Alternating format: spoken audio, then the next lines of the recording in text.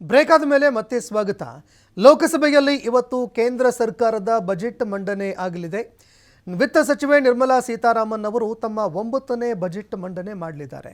11 ಗಂಟೆಗೆ ಬಜೆಟ್ ಆರಂಭ ಆಗುತ್ತೆ.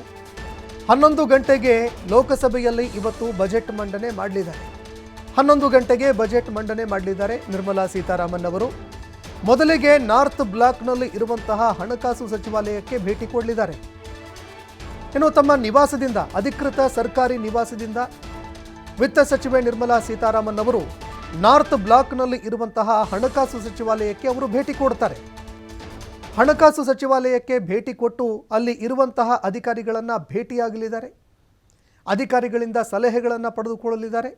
ಜೊತೆಗೆ ತಮ್ಮ ತಂಡ ಮತ್ತು ಅಧಿಕಾರಿಗಳ ಜೊತೆಗೆ ಅಂತಿಮ ಸಮಾಲೋಚನೆ ಮಾಡಲಿದ್ದಾರೆ. ಅದಾದ ಬಳಿಕ ಅಲ್ಲಿಂದ ಬಜೆಟ್ ಪ್ರತಿಯನ್ನು ಪಡ್ಕೊಂಡು ನೇರವಾಗಿ ರಾಷ್ಟ್ರಪತಿ ಭವನಕ್ಕೆ ಅವರು ತೆರಳಲಿದ್ದಾರೆ.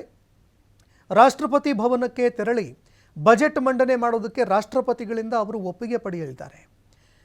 ರಾಷ್ಟ್ರಪತಿಯವರಿಂದ ಒಪ್ಪಿಗೆಯನ್ನು ಪಡೆದುಕೊಳ್ಳಲಿರುವಂತಹ ವಿತ್ತ ಸಚಿವೆ ನಿರ್ಮಲಾ ಸೀತಾರಾಮನ್ ಅವರು ರಾಷ್ಟ್ರಪತಿ ದ್ರೌಪದಿ ಮುರ್ಮು ಅವರನ್ನು ಭೇಟಿಯಾಗಲಿದ್ದಾರೆ.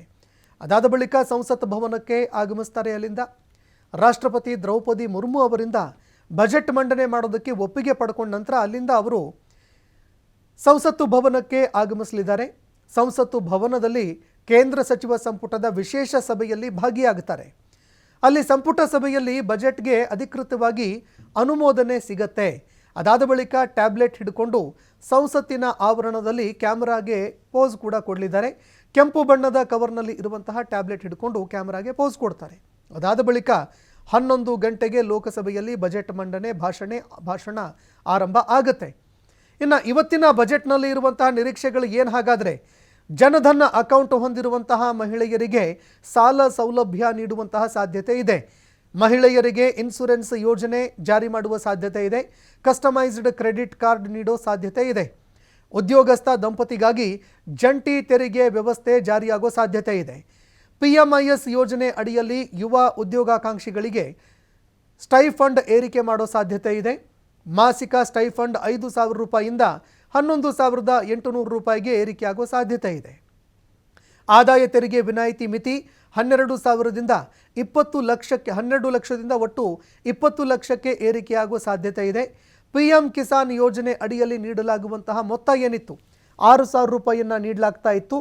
ಈ 6,000 ರೂಪಾಯಿಯನ್ನು 9,000 ರೂಪಾಯಿಗೆ ಏರಿಕೆ ಮಾಡೋ ಸಾಧ್ಯತೆ ಇದೆ. PM ಕಿಸಾನ್ ಯೋಜನೆ ಮೊತ್ತ 6,000 ರೂಪಾಯಿಯಿಂದ 9,000ಕ್ಕೆ ಹೆಚ್ಚಳ.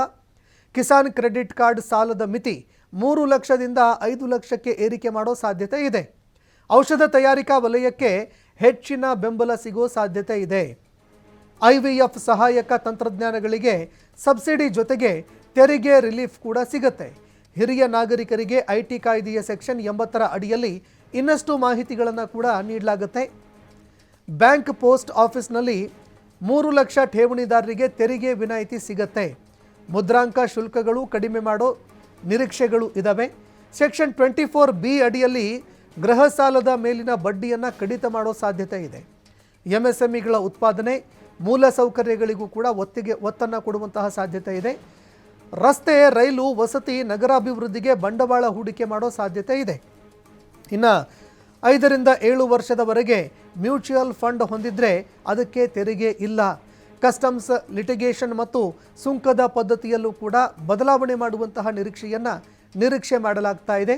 ಇನ್ನು ಕೇಂದ್ರ ಸರ್ಕಾರ ಈ ಬಜೆಟ್ನಲ್ಲಿ ಯಾವ ರೀತಿಯಾಗಿ ರಿಲೀಫ್ ಕೊಡುತ್ತೆ, ಜೊತೆಗೆ ಯಾವುದಕ್ಕೆಲ್ಲ ಕತ್ತರಿ ಹಾಕತ್ತೆ, ಜೊತೆಗೆ ಯಾವುದಕ್ಕೆಲ್ಲ ತೆರಿಗೆಯನ್ನು ಹೆಚ್ಚಳ ಮಾಡುತ್ತೆ ಅನ್ನುವಂತಹ ಒಂದು ಆತಂಕ ಎಲ್ಲರಲ್ಲೂ ಕೂಡ ಇದೆ. ಜೊತೆಗೆ ಸಾಕಷ್ಟು ನಿರೀಕ್ಷೆಗಳನ್ನು ಕೂಡ ಇಟ್ಕೊಂಡಿದ್ದಾರೆ ಜನ. ಯಾಕಂದರೆ ತಲಾವಾರು ಆದಾಯ, ಮತ್ತೊಂದೆಡೆ ಇಡೀ ದೇಶದಾದ್ಯಂತ ಬೆಲೆ ಹೆಚ್ಚಳ,